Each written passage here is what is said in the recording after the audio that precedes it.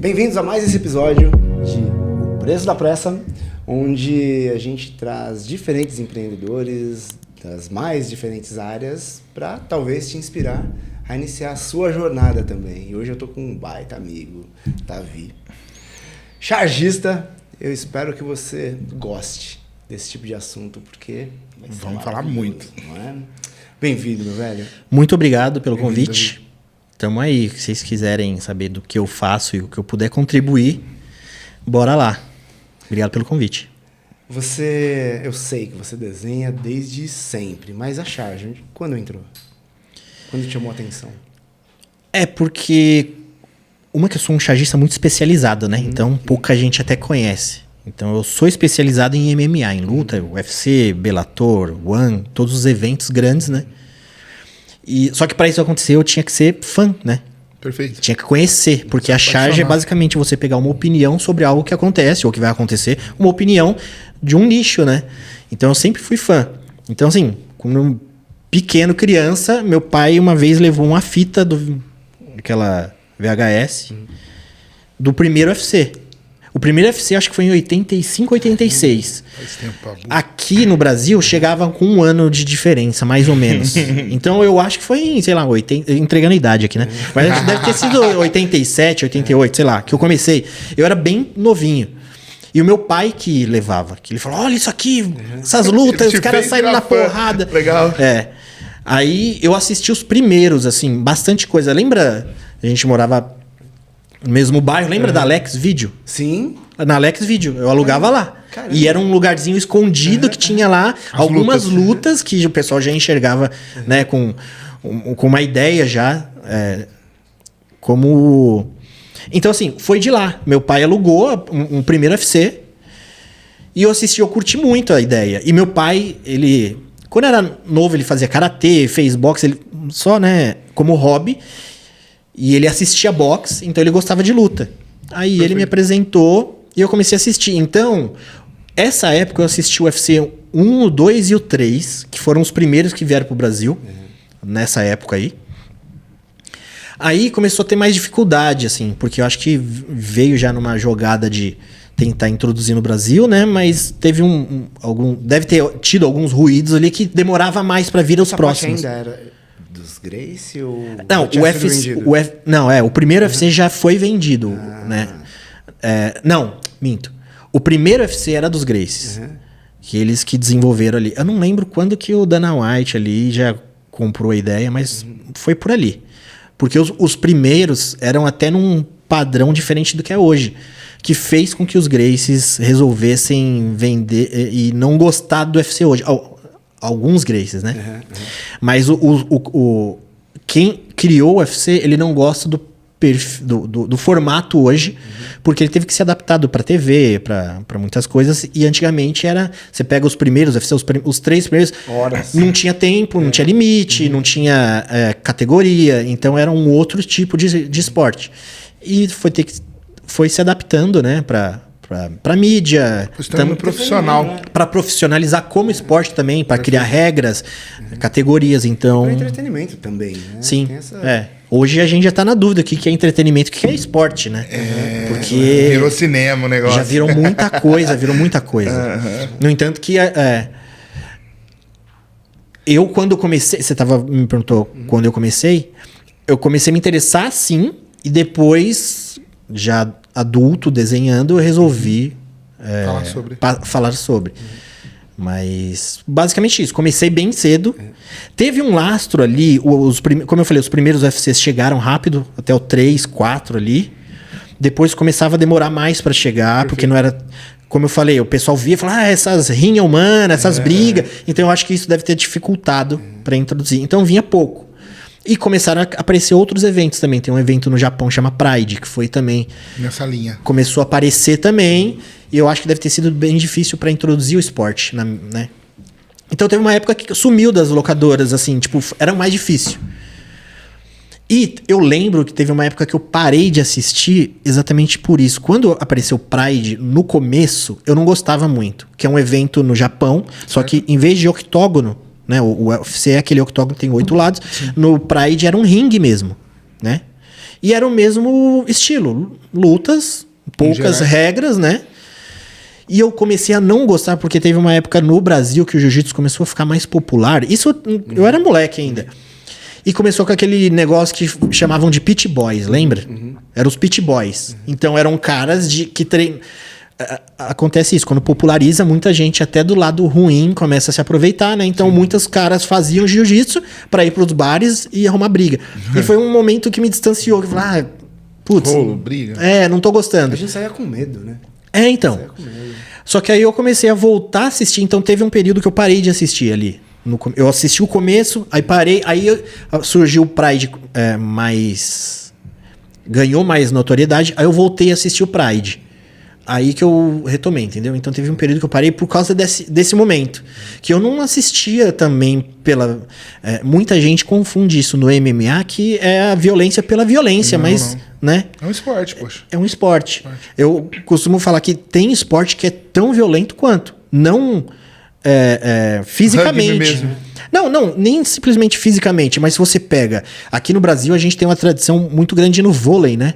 Vôlei feminino, quando tinha Brasil e Cuba, você pensava, se não tivesse a rede, elas iam se matar. Não era? Sim. As mulheres, uma xingada. Isso é uma violência também, né? Sim, tanto quanto. Né? Isso mental, né? Um saque forte pra pegar na cara do outro. Eu acerto. Não, o chão, não, a cara da fulana. E se você pegar, quase todos os esportes têm esse negócio da violência tentando ser controlada, né? Esse dia eu tava vendo um tempo atrás, eu vi uma matéria do Guga. O Guga, ele falou que ele não consegue pegar o sobrinho dele no colo. Caramba. Porque fisicamente ele não tem mais condições. Qual que é a diferença de um atleta de MMA que também tem lesões? E é tênis. Não é aquela briga, ele não tem raiva do cara, mas ele tá acabando com o próprio corpo, né? Sim. E a gente sabe que esporte de alto rendimento não é saúde, né? Então, esse negócio da violência é um detalhe assim que para muitas pessoas pode vir como, né? É violento, esses caras são bandidos, eles gostam de se matar. Mas não é, né? Então, são vários formatos que sempre atraem a gente para assistir. Sempre a violência. Sim. Sempre a violência. E quando você começa a desenhar? Eu acompanhava muito e tinha alguns portais, como eu era bastante fã, e o negócio é muito nichado, então não era... Hoje tá gosta muito. Hoje tá um pouco maior, né?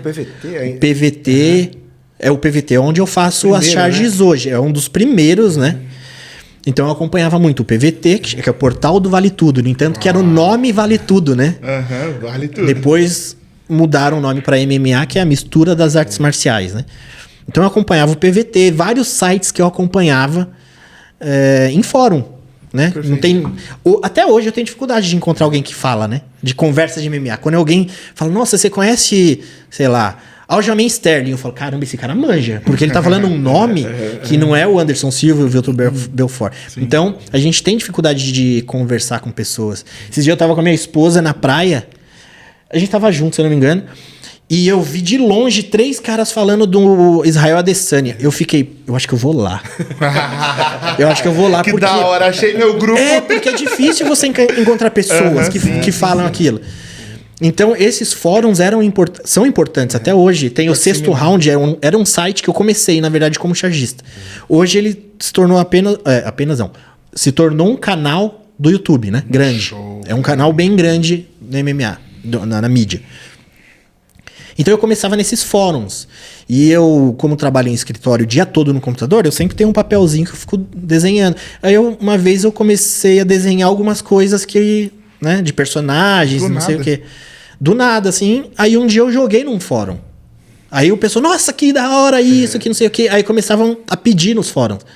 Faz isso, faz aquilo. Aí eu comecei a jogar nos fóruns de discussão. Virou um negócio sem querer.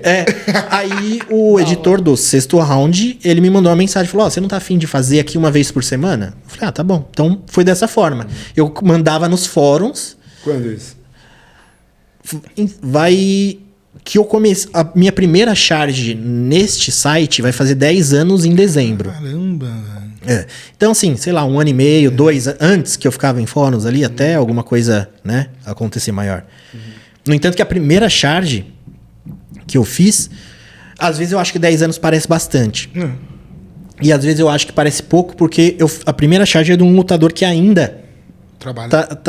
É o Conor McGregor, que é um dos maiores nomes na Expoints. Foi uma charge que eu fiz quando ele tava aparecendo. E a gente tava falando em off aqui, desses lutadores que fala muito, não sei o quê. Ele é um dos lutadores que fala muito e fala. E a primeira charge, depois eu até mando pra vocês. Por favor. Era ele, porque ele falava muito nas entrevistas. Eu vou fazer isso, vou fazer aquilo. E eu fiz ele, assim, dando uma entrevista para esse próprio site que eu coloquei o microfone. Ele falou assim: não, eu luto Muay Thai, Jiu-Jitsu, eu faço artes dramáticas, persuasão, marketing. Então, ele é um lutador marqueteiro. Essa foi a primeira charge, o Conor McGregor. Isso faz 10 anos. Vai fazer 10 anos agora em dezembro. Caramba. Nesse lugar, né? Poxa, você colocou a tua paixão no trabalho. Qual foi o primeiro lutador que você foi fã, que entrou em contato com você? Teve isso? Contato? É que assim... Que falou pra você, eu sou seu fã também. Ah, tá. O primeiro, não sei. Começaram a ter retornos, né? Que como é um problema assim, como é um nicho... Isso que eu acho uma vantagem, que às vezes eu quero que o esporte cresça e às vezes eu não quero que ele cresça, porque como é um nicho, você fala com qualquer um. Que da hora. Você manda uma mensagem pro lutador, ele responde. Vai falar com um jogador de futebol. Nunca. Vai pegar um, sei lá, do assessor do assessor. Pega um time pequeno do interior aí. Os caras já ganham uma grana e tenta falar com esse cara, né? No MMA ainda é possível, né? Alguns não, mas porque já são... Então, no outro, já tem todo um espaço ali. Mas eu acho que sempre vai ser inchado, né? Se a gente olhar objetivamente, é muito difícil chegar naquele nível. Então. O futebol, nem tanto. É que eu acho que o MMA, a gente começa a acompanhar, quem é fã do esporte, começa a acompanhar já muito na... É como se você fosse fã de futebol e todo dia fosse no terrão assistir e você vai falar com Juninho aí, nem é profissional ainda. É mais ou menos isso. O MMA você já consegue falar com quem tá no começo, entendeu? Perfeito. Então, o retorno... Feedback de retorno é maior. É maior. Mas aconteceu um dos feedbacks maiores no começo, que eu falei, caramba... que eu fiz uma charge e um lutador americano, que na época eu era fã, né, dele como lutador, né? Hoje ele é meio mala, mas eu era fã como lutador, gostava dele, que é o Luke Rockhold. Ele era campeão de um outro evento que o UFC comprou. E ele é um baita lutador. Hoje ele já tá meio que semi-aposentado e às vezes ele inventa de lutar, mas chega um momento que, né, vai ficando velho e fica mais difícil. E ele pegou a charge e postou nas redes dele, falando, pessoal, olha só, que não sei o quê. Então esse foi um feedback, um dos primeiros que eu tive, sabe? Agora, de lutador que comenta, tem vários, porque isso, né? Como eu faço de muita charge, muitos lutadores comentam, sabe? E falam que gostaram. Mandar entre eles também, pra zoar, pra mostrar, pra divulgar. Sim, eu acho que sim. Empreender é botar essa ideia... botar a tua ideia no papel e depois tirar ela do papel. É um empreendimento para você? É um trabalho ou é um hobby? Poucas vezes a gente trabalha, a gente tá numa sociedade capitalista, então a gente precisa de dinheiro, né? A parte prática da vida. Então não tem como falar que a gente não pensa em dinheiro. Mas poucas vezes na charge eu pensei em dinheiro. Porque eu trabalho em produtoras numa área diferente. Trabalho com computação gráfica, com 3D. Uau. E é algo que eu gosto também de fazer. E eu tenho sorte de fazer tudo que eu gosto, né? E as charges eu sempre fiz na intenção de ser algo que não é pra ninguém. É pra mim, sabe? Você faz pra você. Então nunca vai ter alguém falar, volta aqui e o braço desse cara faz mais forte. Como numa produtora, entendeu? Entendi. Então eu sempre tratei a charge como algo assim, o cliente sou eu. E pode ser que muita gente não goste. Tá tranquilo. Né? Então, eu nunca pensei muito em dinheiro, porque tem um artista que a gente começou meio junto, assim, na mesma época. Ele é irlandês. E ele encara a carreira dele de uma forma diferente da minha. Eu sempre notei. E ele é bem grande hoje.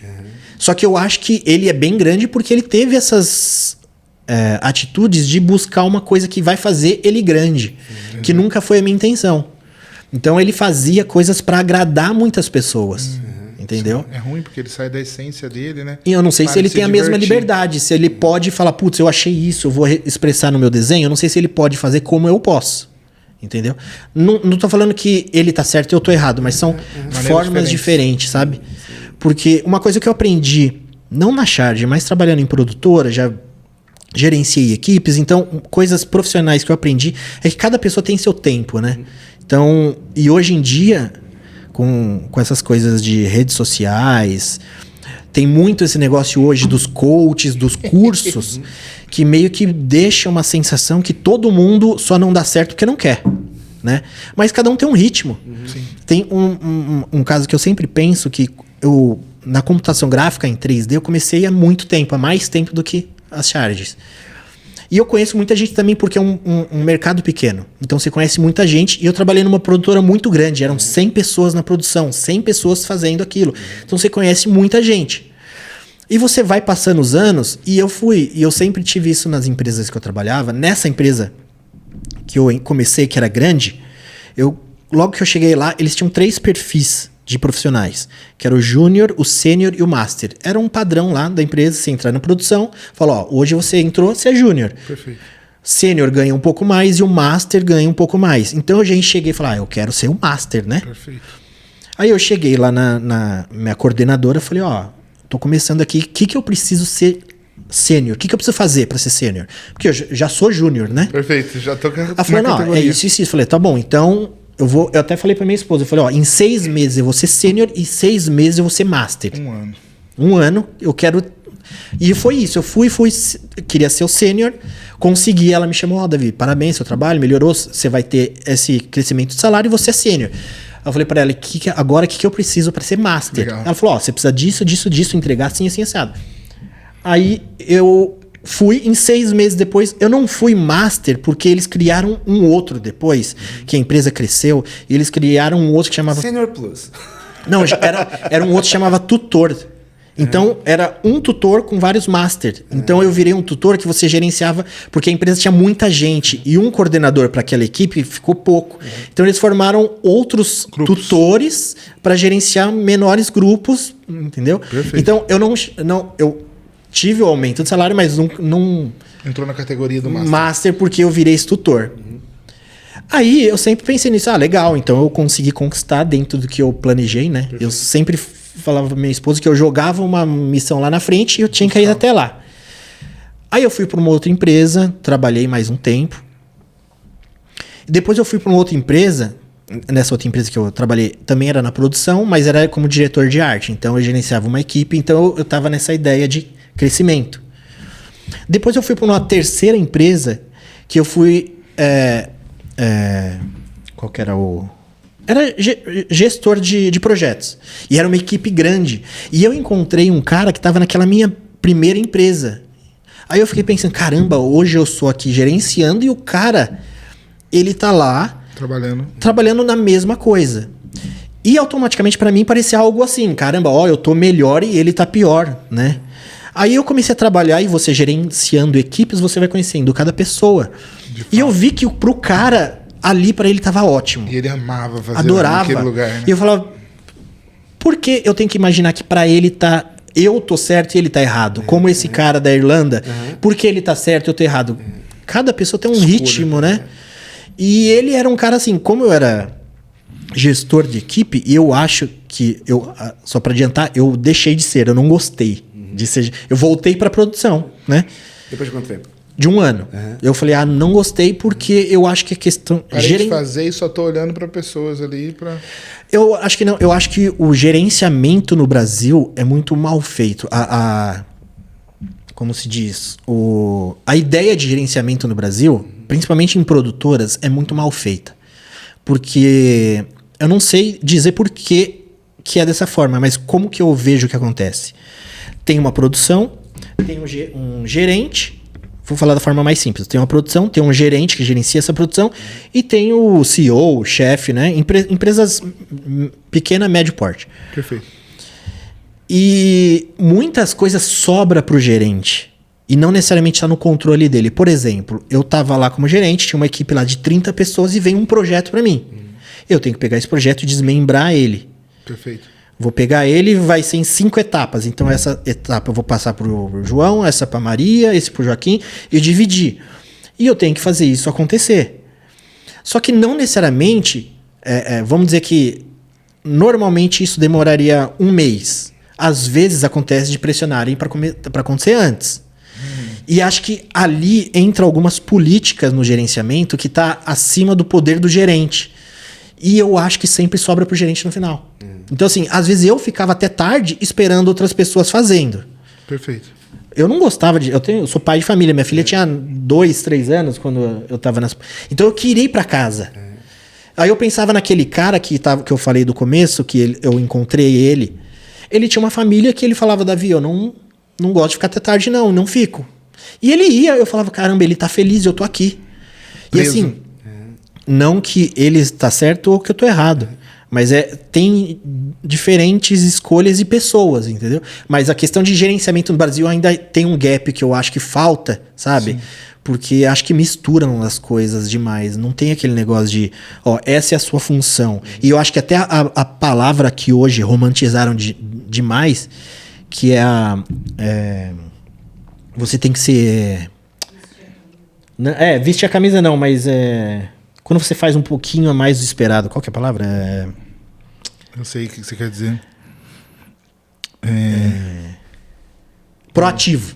A palavra que eu acho que romantizaram de uma forma que eu não gosto. Nossa, você tem que ser mais proativo. Pra mim, quando eu vejo um chefe falando que o funcionário tem que ser proativo, é que ele tem que trabalhar mais do que ele prometeu pra ganhar aquilo. Então, no Brasil, a questão de gerenciamento tem vários probleminhas, sabe? Foi o que me fez dar um passo atrás, se for pensar assim, né? Que eu não penso. Eu só voltei mais para produção. E hoje, na empresa que eu tô, eu meio que gerencio também uma parte da empresa que não tem mais gente que faz. Então, eu tô meio que gerenciando uma equipe ali, mas é mais tranquilo e eu consigo produzir, sabe? E eu consigo ver... Porque o negócio vem na minha mão, eu falo, isso aqui vai levar tanto tempo, eu chego pra pessoa, não tem um gerente, eu não sou o gerente, então eu falo, isso aqui eu levo 1 semana. Ah, mas se eu vier falar que tem que ser 4 dias, vamos ver se dá, mas eu tô te falando que em 1 semana eu te entrego. Isso aqui é bom? Entendeu? Então... Você quer que eu faça faz diferença, né? Então foi uma coisa que eu mudei, e a gente tava falando disso, perfil, né? Às vezes, no Brasil tem esse negócio que força as pessoas a terem que ser bem-sucedidas. E o sucedido, às vezes, parece ser dinheiro e posição, né? Não, não necessariamente vai ser, né? Mas até para chegar nesse ponto, eu acho que o que falta é comunicação. Sim. Porque se as pessoas sentassem, os dois, e vamos lá, hierarquia de poder, ninguém é mais poderoso que ninguém, mas a gente tem esse projeto aqui para entregar nesse tempo. Vamos chegar num consenso? Eu sei que você não quer morrer de trabalhar, mas eu preciso continuar com o meu emprego e você com o seu. Sim. Vamos ver como é que eu te ajudo a alcançar esse resultado? Porque eu acho que falta essa comunicação. Sim. O cara da hierarquia, ele acha, eu peço, você tem que obedecer, o de baixo fica puto, o do meio se ferra com os dois. Sim. Então eu acho que falta comunicação. Como seria um gerenciamento ideal? Eu acho uma boa comunicação, alinhamento de expectativa, certo? Baseado num resultado bom para todo mundo. O grande problema é que as pessoas acreditam que o negócio ele é uma competição. Por exemplo, ideologias mesmo que a gente tem hoje em política, em futebol, em religião. As pessoas acham que uma religião, para ela ser boa, a outra é ruim. Sim. Entendeu? Um político é bom, o outro é ruim. Eu acho que não é assim. Na verdade, eu acredito nisso, né? Eu acredito que todas as religiões vão levar para uma iluminação, para um nível de consciência espiritual, certo? Mas não é porque você é cristão e eu sou budista que um anula o outro. Pelo contrário, a gente senta, bate um papo, os dois saem um pouco melhor com um nível de consciência maior. No trabalho é a mesma coisa. Chega os dois aqui, o patrão precisa do trabalho, o funcionário precisa do salário e todos precisam do resultado da empresa, o cliente no caso. Vamos fazer alguma coisa balanceada que dá para alcançar esse resultado? Ah não, como que acontece normalmente? O funcionário, esse cara quer sugar o meu sangue. Certo? Esse patrão só me explora, quer me matar de trabalhar, ele sempre quer que eu seja proativo, que eu entregue mais do que ele me paga, esse cara é um abusador e tal. Beleza, essa é a cabeça do funcionário. Cabeça do patrão, rapaz, esse cara ganha muito mais que eu. Porque eu tô pagando salário, mas na hora que acaba o serviço dele, ele vai pra casa dele e dorme. E eu não consigo dormir, porque eu tô pensando em pagar o salário dele, é tanto de dívida que eu tenho, o governo ganha mais que eu, tá difícil pra caramba pra mim pegar, entendeu? E aí, em contrapartida, colocaram essas duas figuras como inimigos. E, na verdade, quando a gente vai empreender, quando a gente vai fazer as coisas, a gente percebe que, na verdade, ninguém é inimigo de ninguém. Todo mundo conseguiria um resultado muito melhor se sentasse, fossem amigos e determinasse um ponto em comum. Eu acho que isso falta muito, entendeu? Eu acho difícil. É muito difícil. É difícil porque depende de...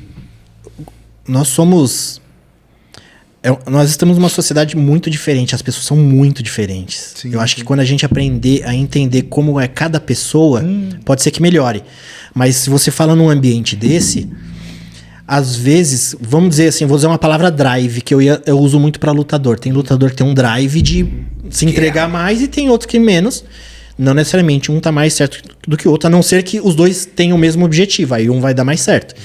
Mas as pessoas, cada pessoa, eu digo isso porque também eu sou professor, então eu vejo os alunos que cada pessoa é diferente. Perfil.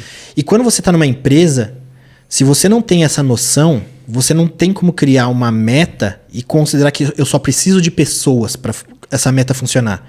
Você tem que saber quais tipos de pessoa que você precisa, sabe? Porque até na empresa, eu costumava falar isso lá, que a empresa que eu tô hoje eu acho bem legal no sentido de contratação. Hoje na empresa lá a gente contrata por perfil, não por experiência ou capacidade técnica. Legal, perfeito. Porque... Mesma coisa do Gabriel de ontem. Você dispensa alguém por causa disso, né? Então, e você cria um perfil e fala, precisamos de pessoas assim. Porque quando um empresário, ou um chefe, ou dono de empresa, acha que ele só precisa do dinheiro dele e de pessoas para dar resultado, e não se preocupa nas pessoas que ele põe lá, algumas pessoas vão ter problemas com ele vai ter problema com pessoa porque não foi uma preocupação. E tem muito aquela frase que não tem funcionário ruim, tem funcionário mal selecionado. Perfeito. Quando você seleciona alguém de qualquer forma, quando uma empresa, principalmente no Brasil tem muito isso, uma empresa começa a crescer, vamos contratar. Eu tava falando com o meu cunhado, o Alexandre, e ele trabalha numa empresa, ele trabalha no México, e ele trabalha com tecnologia da informação. E a tecnologia de informação está crescendo tão rápido que eles estão precisando de profissionais. Não acha. E ele me mostrou, ele falou uma metáfora que assim, Davi, lá...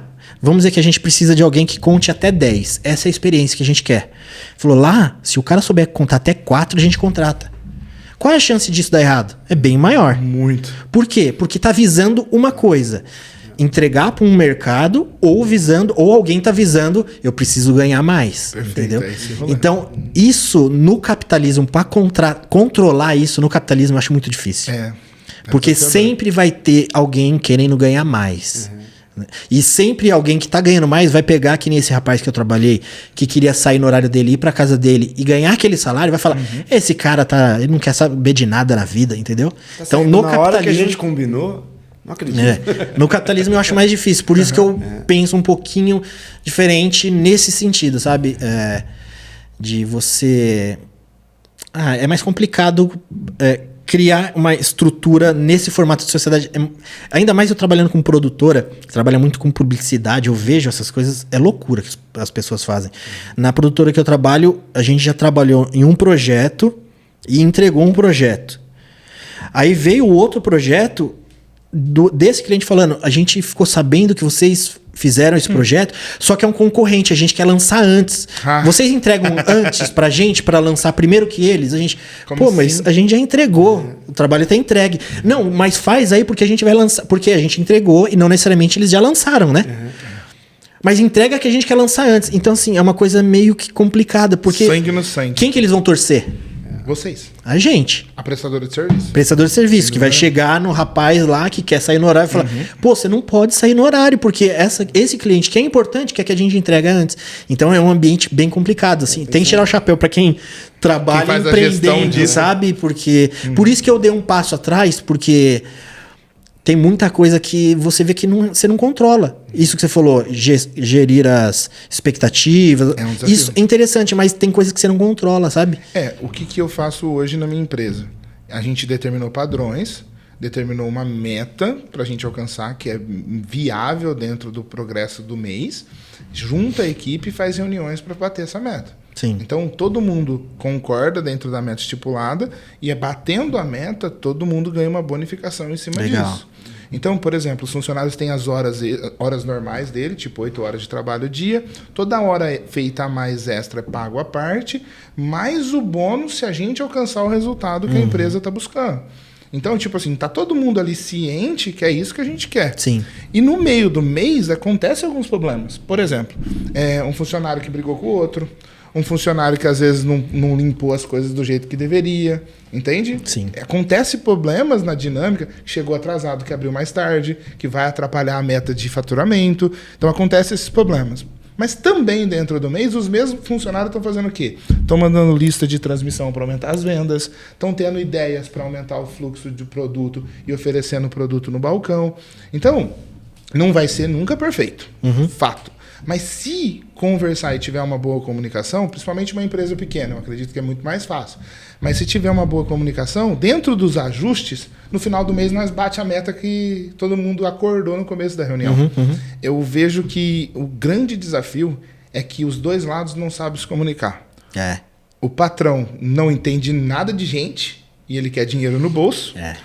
E o funcionário vê o patrão que não entende nada de gente conversando com ele, fica com raiva, também não sabe perguntar, não sabe pedir, não sabe conversar. E você, eu vou fazer nada.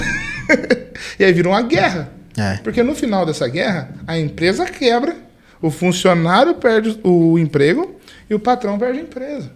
Eu acho que é esquisito. Tem que ter um senso de equilíbrio, senão vira uma guerra. Precisa desenvolver uma paciência para contratar alguém que consiga contar até 10. Igual a empresa que igual a empresa que você tá falando. Eles têm um perfil agora. Então, aos poucos, o próprio gestor ele vai identificando, se eu tiver um perfil certo de trabalho, eu vou ter menos problema no futuro.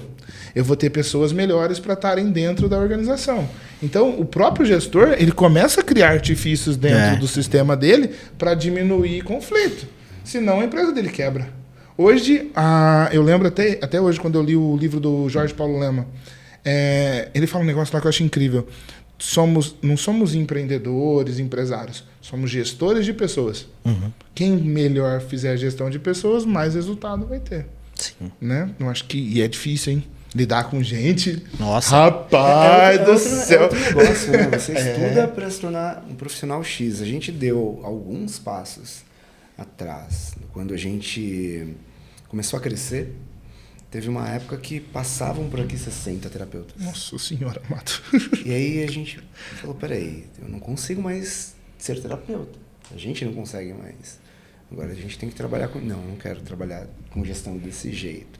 Vamos montar uma equipe. Aqui ficou mais fácil. Sim. Por não ter essa pressa. A gente demorou mais para contratar. Então a gente percebeu que o segredo do sucesso daquele momento, a gente está em outro momento, mas naquele momento foi o alinhamento de expectativa. Sabe, eu, empreendedor, eu preciso disso aqui. O que você precisa? Você seria feliz como? Estaria satisfeito como? Porque muitas vezes é isso. Nós estamos numa sociedade capitalista, está tudo certo. Esse é o jogo.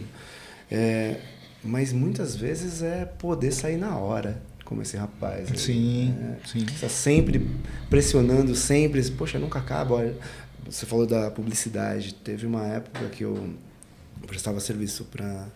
Acho que era DM9 o nome da empresa. Uma produtora, né? E lá, nossa, era meta atrás de meta ir lá na frente e todo mundo, beleza, vamos lá, vamos conquistar. Aí a pessoa conquistava. Semana seguinte agora é outra meta. Quando acaba? Aí de repente, poxa, o funcionário não presta. Será? Né, vira um problema, se for esse o caso, né? Tanto é que as empresas agora, pelo menos nessa bolha que a gente vive, claro, tem aqui, são 3 pilares, né? Antigamente era o pilar do lucro. A empresa tem que dar lucro, né? Sim. É isso, tem que dar lucro. A segunda era, qual era o legado? Aliás, a segunda qual é o legado? Essa empresa está deixando o quê? Por exemplo, vamos lançar primeiro que aquela... questão ética, né? Isso pode funcionar por pouco tempo, mas uma empresa que topa fazer isso, ela não sobrevive, né? Ela tem que deixar um legado. E o terceiro pilar é isso, pilar mesmo. Isso é fundamental. O que acontece aqui dentro? Qual é a qualidade de vida que o empreendedor deixa para o funcionário? As pessoas gostam de estar aqui. Por isso que, para a gente, o fundamental nesse processo é demorar para contratar. Sabe? Demorar mesmo. É difícil para a empresa. Imagina no caso da tecnologia que você falou, que está faltando profissional, como é que demora? Mas se pensar na sobrevida... Né? Não, mas em expansão latente, provavelmente uma empresa dessa vai estar com um profissional ruim, mas ela precisa atender o cliente que está querendo o prazo antecipado do projeto. Eu não sei, talvez...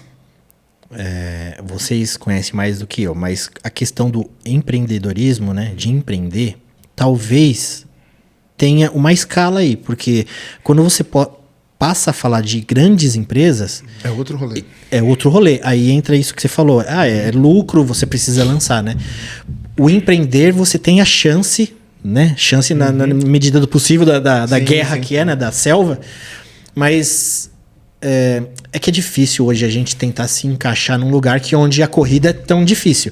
Mas você tem uma chance de, se usar a minha experiência do que eu faço, de eu sempre fiz o que eu gosto. Muda tudo. Já muda tudo. Já muda tudo. Né? É outro jogo. A realidade, como você falou, colocando ali as claras, né? Eu trabalhei com 14, eu não lembro se... Não, a gente não se conhecia. Com uns 14 anos... Eu trabalhei numa fábrica de sapatilha de balé. Uau! Era um cara que na casa dele, ele fabricava na casa dele sapatilha de balé. E eu sou fã desse cara, porque ele tinha o jeito dele ganhar dinheiro. Sabe lá eu não sei o bairro ali, lembra a Leidiane? Sim. Lá pra baixo, o que é lá? É alguma coisa assim, né? É um bairro lá, bem simples, onde a gente morou, tudo era simples, mas a casa dele era diferente. Você via que ele tinha uma possibilidade maior do que todo mundo. Ele tinha um cadete, eu lembro até hoje. Eu falava, cara, olha o cadete, sabe? Mas eu achava o cara tão sincero que ele falava, quando eu entrei lá, ele falava, eu quero jovens de 17 anos. Mas por quê? Porque 17 anos jovem não consegue emprego. Porque tem a fase do exército. Ele falava, eu quero quem está na fase do exército. Você fica aqui um aninho, trabalha. Já era, tchau. Depois você vai embora. E ele ficava pra gente, e aí, vocês vão fazer daqui? Você tem 17 anos. Você vai depois... Então ele era sincero.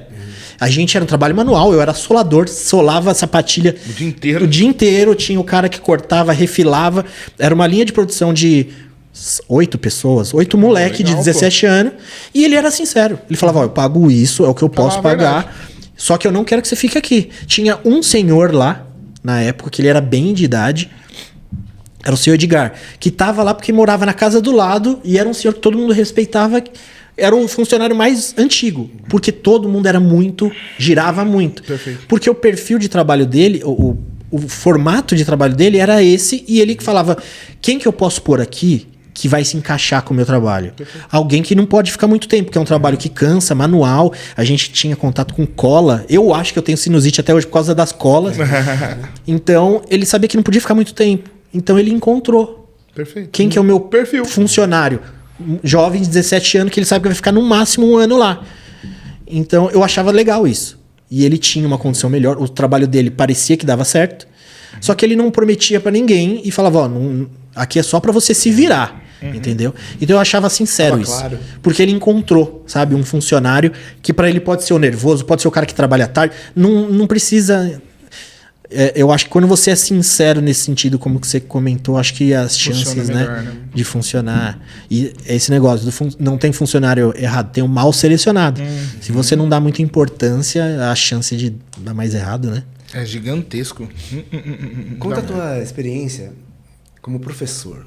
Como é que isso chegou para você e como é? Porque agora você está na outra ponta, né? Poxa, você chegou a ser o coordenador, o gerente ali, de pessoas que já passaram pelo processo de aprendizagem e já estavam no mercado. Agora são alunos, pessoas cheias de sonhos, de esperança.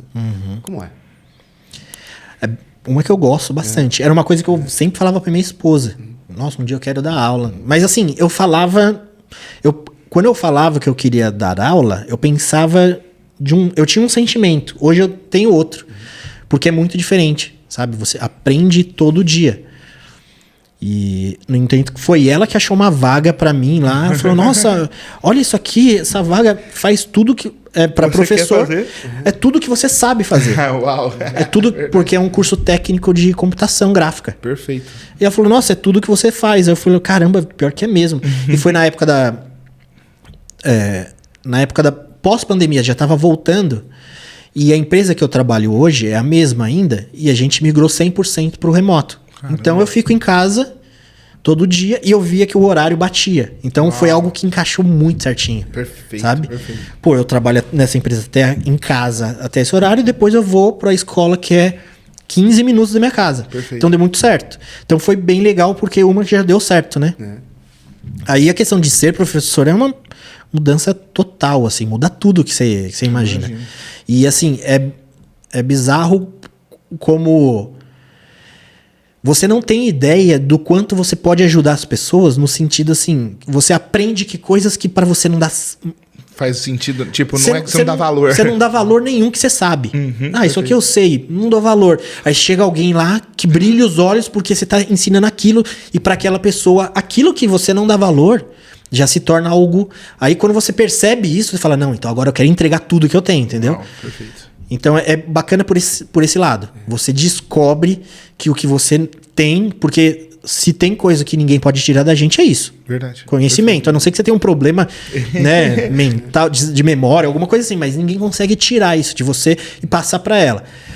E é algo que você tem. É como se você tivesse uma ferramenta na sua casa e tá lá novinha e um dia alguém pega e fala, nossa, essa ferramenta funciona tão bem. Você fala, putz, eu não dava valor nenhuma para ela, ela funciona bem. E a pessoa vai poder fazer uso daquela ferramenta, às vezes, que você nem imagina. Exato. Isso que é um... Isso deve ser muito louco. E isso é um dos pilares do ensino, pelo menos nessa instituição que eu trabalho, que lida com a liberdade do aluno e você estar num lugar... que hoje muito se fala, que é o método Paulo Freire, né? Muito se falam, o método, a direita conservadora acaba com a ideia do Paulo Freire, porque tem, não sei qual que é o conceito que eles usam, mas o Paulo Freire, ele pega a educação e fala, eu tenho que pegar a educação e passar para alguém no universo dessa pessoa. Certo. Não adianta eu chegar com um universo totalmente novo e jogar nela, ela vai falar onde eu tô, o que eu tô aprendendo. Trabalha a ideia de múltiplas inteligências? Não, por exemplo, o Paulo Freire ele desenvolveu um método de ensinar a ler e escrever. Legal. Ele vai chegar num lugar e vai pegar aquele lugar que a pessoa vive e falar o que daqui eu consigo tirar para te mostrar como... vamos pegar esse vaso. Como se escreve vaso? Porque a pessoa tá olhando aquele universo dela, vai né? mais fácil. E vai... identificar. Então, na instituição que eu trabalho, é usado isso. Eu pego uma ferramenta, isso que eu falei, vamos dizer, um martelo, eu sempre martelei. Chega um cara e fala, não, eu consigo tirar prego também. Então, só que isso dentro do universo dela. Então, na escola, como tem muito jovem, eu começo a descobrir tudo que K-pop, eu já começo a saber quem são os K-pop, porque os temas dos trabalhos deles é sobre K-pop. E eu tenho que... Essa mínima ideia do que é K-pop. É a música coreana. Legal. Né? Os artistas coreanos. E você tem que usar... artifícios ali. Isso, falar, você vai aprender a mexer no computador e você vai fazer esse desenho no computador. O que você vai fazer? Eu vou fazer um cara do K-pop. Essa é a ideia. Show, legal. Entendeu? Show. Não você chegar com algo que é do seu universo. O interesse dele em aplicar aquilo é outro. Então você tem que chegar com algo do universo deles. E isso é legal, porque você vê o que você desenvolveu aplicado em coisas que você não imaginava, entendeu? Vai construir uma outra sociedade isso. Isso desenvolve. Porque esse profissional, quando ele for para a linha de trabalho, ele não é mais o cara engessado naquele estilo escola militar. Exatamente. Horário batido, você faz o que tem que fazer, entendeu? Exatamente. Esse profissional, ele vai ser o cara que não vai aceitar ir trabalhar em qualquer lugar. Exatamente. Ele vai querer trabalhar com o que ele ama, ele vai querer fazer uma coisa que ele gosta. Sim. Porque se ele fez isso na base da escola, ele também vai querer fazer isso quando ele ficar formado. Sim. Nossa, é um outro é uma visão completamente diferente. Porque assim, eu tô lá e são jovens de 16 anos, eles têm que estar formados no ensino médio.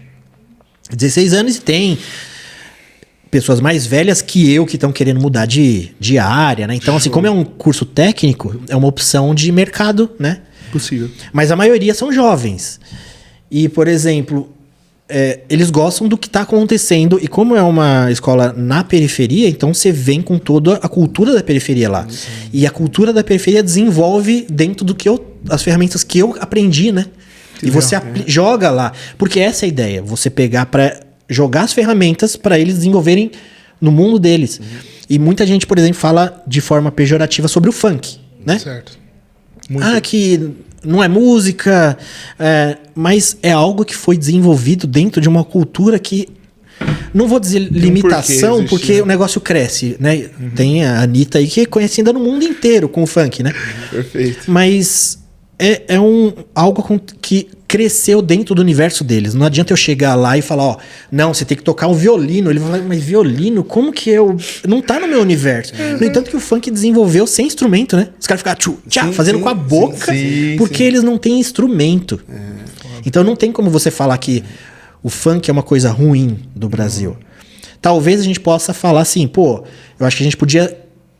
mais do que o funk. Então vamos tentar desenvolver dentro disso, dentro do funk, o que a gente consegue desenvolver, entendeu? Você pode não curtir. Você pode não gostar. Tranquilo. Assim como vai ter pessoas que não vão curtir música clássica. E tá tranquilo. Sim. Agora, desconfigurar ou desmerecer de fato nenhum. Não tem como. É muito fácil e uma ausência total de empatia. Você falar, isso aqui é ruim, mas tá bom, qual é a solução?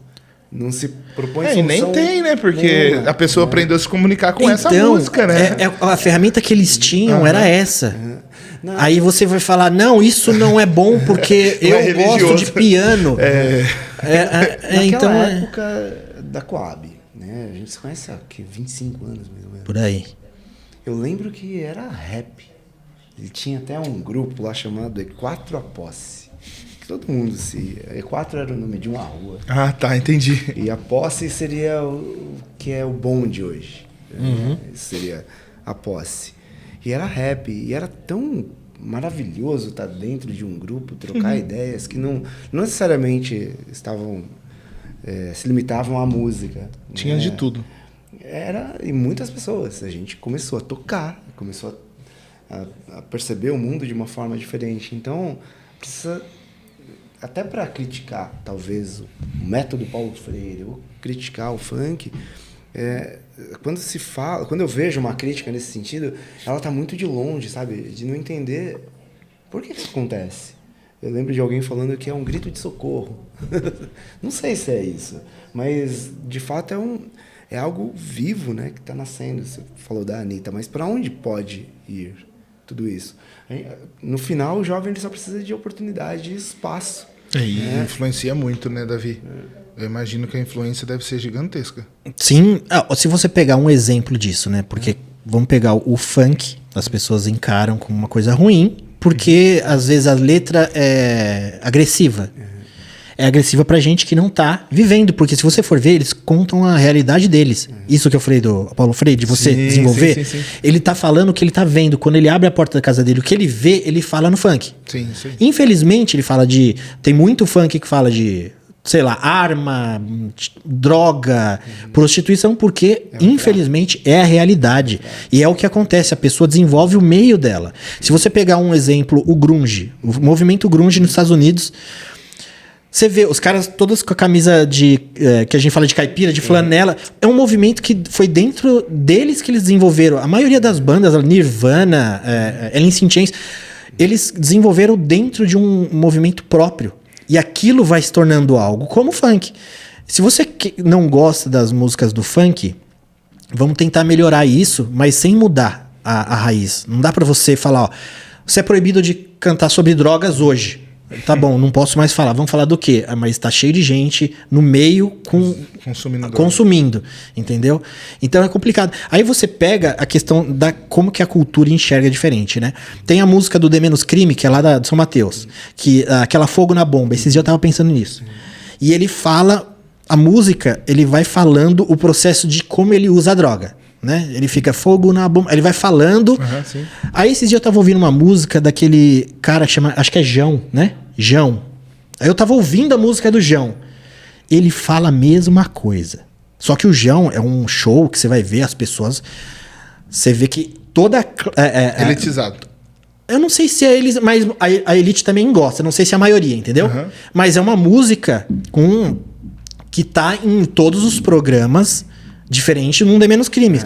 Mas eu peguei a letra tem uma música dele que ele fala assim: eu vou te apertar, eu vou te amassar e vou te acender. Aí eu vou amassar, vou apertar e vou acender. Ele tá falando de usar droga. Sim, da mesma forma que o De Menos Crime fala. Só que o De Menos Crime fala na linguagem dele lá na periferia. E o João fala numa linguagem de alguém que tá lá na casa dele, diminuiu o ar-condicionado e vai fazer. E qual que é a diferença? Entendeu? Das drogas, não. Nenhuma. É o produtor, a diferença é o produtor. Entendeu? Então, eu acho que é o público. Como a gente enxerga, eu acho, as coisas. Mas é questão de... a realidade, a pessoa só tá falando a realidade dela, o que você acha ruim ou não. Entendeu? E cada um vai mirar pro seu alvo, né? O que eu acho errado é categorizar um público como errado e o outro como certo. Sim. E aí fica complicado demais. Então, esse é o problema, na minha opinião. Não, peraí, deixa o outro ser feliz. Mas isso ele é mais fundamental, é mais profundo do que a gente pode imaginar, né? Isso tem a ver quase com o nosso sistema de defesa, né? Que o diferente, então, mas ele representava ameaça. Isso acontece até a terceira página. Porque olha que doido. Eu venho de uma religião extremamente bem mais fechada, rígida, né? E na minha religião não podia usar short nem camiseta cavada. Certo? Também não podia fazer academia, não podia um monte de coisa. Até que um dia eu tive um problema na coluna, eu era muito gordo, emagreci muito rápido e minha coluna ficou torta. E o fisioterapeuta que estava me tratando falou que eu precisava de musculação para puxar o ombro para trás e minha coluna arrumar. E aí eu comecei a fazer musculação. Rapaz, quando eu comecei a fazer musculação, virou um problema. Um problema dentro da igreja. Aí me chamaram para uma reunião, porque eu tocava violino na igreja, e aí me chamaram porque um músico não pode fazer musculação, que é pecado, que é proibido, que não sei o quê. Aí eu virei para eles e disse: não, mas é um tratamento para minha coluna e eu preciso fazer. Beleza, a partir daquele momento eu furei a bolha. Quando eu comecei a fazer musculação, um monte de irmãozinhos da mesma igreja que eu começaram a fazer musculação também. Então, na verdade, existe essa questão. Às vezes a gente fura a bolha e aquela sensação de liberdade do outro vai dando a liberdade para as outras pessoas também. A melhor maneira de eu convencer, às vezes, uma pessoa é eu conseguir entrar dentro da mente dela, pela bolha dela. Sim. Né? Então, eu acho que isso é legal. Vale a pena, poxa. Sim. Vale a pena. E foi algo natural, né? Foi algo natural. Assim, você não queria passar por um problema para se exercitar. Mas aconteceu, né? Certo. E foi acontecendo. E a igreja estava certa, Davi. Olha que doido. Entrar na musculação e conversar com pessoas que tinham outra mentalidade diferente fez eu sair da igreja. No futuro, lá na frente. Realmente. Por quê? Você começa a estar num outro ambiente, você começa a ter uma outra visão, você começa a querer fazer uma faculdade. Na faculdade você vai conhecer outras pessoas que pensam de forma diferente também e automaticamente você se desloca e sai do convívio anterior. A melhor maneira de mudar uma ideia é você começar a ter outros ambientes, que é o que a gente estava falando hoje no café da manhã, né? Porque aquele outro ambiente vai abrindo possibilidades. Eu acho que a galera que está na periferia ou que estão passando por situações difíceis, a melhor maneira de ir evoluindo dentro do processo é tendo contato com possibilidades. Sim, com ferramentas, possibilidades. Né? Isso, muda tudo. Pô, eu sou do interior. Quando eu estudava na minha escola, toda a galera, a maioria, pelo menos 80%, os pais eram agricultores, trabalhavam na roça, certo? Então a gente perguntava, expectativa, você vai fazer o quê quando você ficar mais velho? Vou para a roça igual meu pai e minha mãe. Entendeu? Automaticamente é a referência que você tem dentro de casa. Não tem como, entendeu? Até um dos objetivos do nosso trabalho aqui é esse, falar. Pô, você pode. Eu tava lá na roça e hoje estou fazendo outra coisa. Então é possível. Faz o que você quer, entendeu? Sim, legal. Eu curti a ideia da escola, meu. Demais. Era uma ideia mesmo, né? Esse projeto é mostrar que não existe isso aqui é empreendedorismo. Não. São tantas possibilidades. Não pode ser de uma forma mais talvez tradicional, mas pode ser algo artístico, completamente artístico. Total. Você está empreendendo em você. Por conta disso, você pensa em curso, em fazer um curso? Porque o que a gente vê que muitos empreendedores fazem, eles descobrem o resultado daquilo que eles fazem. No teu caso, eu vejo uma serenidade, uma paz. Você já falou algumas vezes, né? Nossa, se eu puder, eu vou fazer isso aqui pro resto da vida. E é como...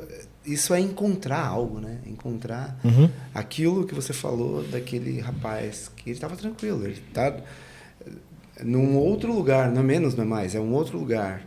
E parece que você encontrou esse lugar.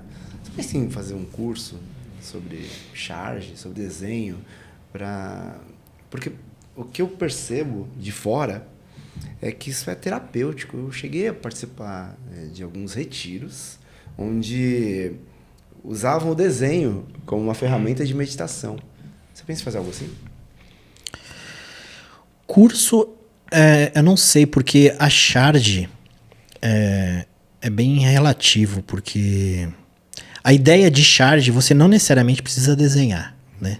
No entanto, tem muitos chargistas que não desenham bem. Sério? Muitos. Você pega, é novidade total pra pega mim. Um jornal e vê as charges. Muitos não desenham bem. A extração da ideia do que aconteceu? Sabe, aquela opinião que fala, caramba, o que eu mais gosto de ver no feedback das minhas charges é quando as pessoas falam, nossa, essa sua ideia é muito boa. Não quando o desenho ficou lindo, entendeu? Entendi. Porque eu não desenho para ficar cada vez mais bonito. Não é minha ideia. Muitos artistas fazem isso, desenhistas. Vão desenvolvendo a técnica para chegar na perfeição dele lá. Eu nunca busquei isso. No entanto que hoje o meu desenho é mais bonito, porque eu tive que desenvolver técnicas para adaptar. Por exemplo, quando eu comecei com charge lá, quando eu fiz o Conor McGregor, eu fiz ali na minha mesa, né? Escaneei, ainda usava bastante scanner, joguei lá no fórum. Aí eu fechei a parceria com esse site e eu comecei a fazer. Eu pegava o papel, as primeiras eu fazia com pincel e tinta. Eu pintava com pincel e tinta, jogava no computador e coloria. Eu gostava desse processo manual e finalizar no digital. Só que a charge você precisa de uma coisa que é o timing. Você precisa ter um timing. Se acontecer alguma coisa agora, você lança uma charge que tá todo ali no... Tá todo mundo esperando alguma coisa. Como chama? Quando você tem para criar mais... Você entra no hype do assunto, né? Perfeito. Engajamento. Tem um período de engajamento maior. Então a charge, por isso que eu imagino que a maioria dos chargistas não desenham tão bem, porque ele precisa de algo rápido. Então no começo eu fazia na mão, e assim, levava um tempo. Eu fazia um dia e meio, 2, uma charge.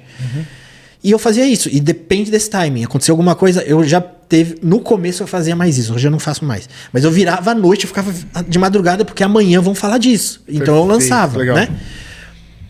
Então eu fazia à mão. Aí eu fazia para esse site o 6º Round.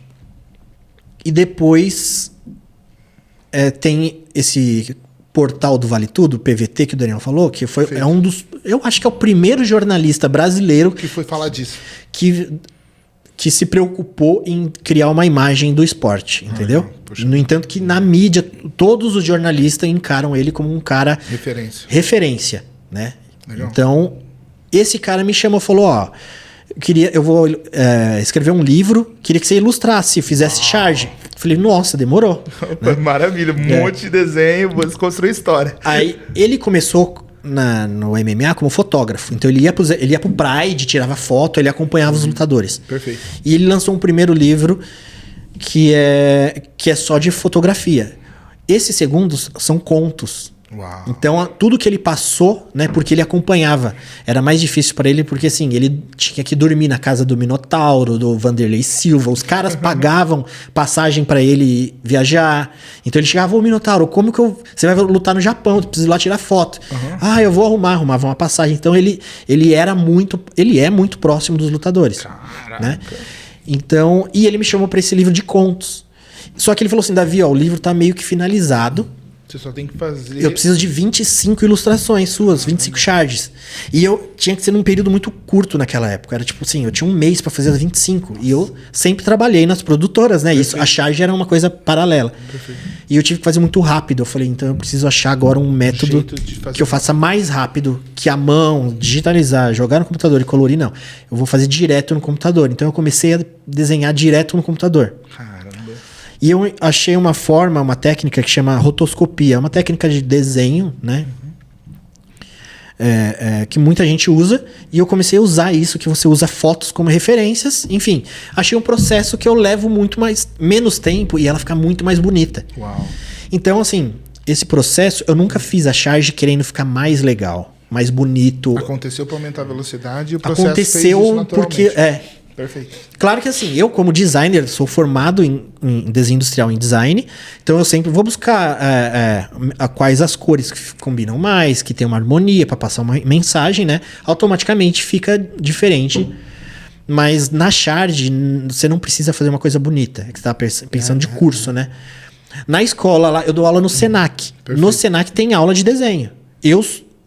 Se você for lá no Senac, um dos cursos que eu dou é desenho, entendeu? Perfeito. Então, eu não penso num curso de charge, porque a charge é muito mais isso, a discussão de MMA. Mas aula de desenho, Se a gente começar a falar de luta, sai uma ideia de charge aqui. Legal. Aí quem que vai conseguir fazer?